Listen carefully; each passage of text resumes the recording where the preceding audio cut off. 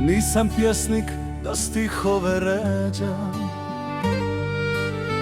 niti želim da ti srce vređam.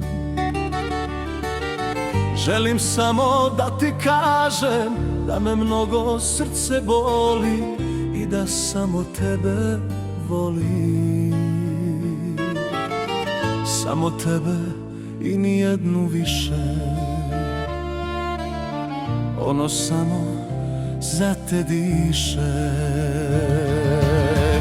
Uzdisat će i patiti vječno.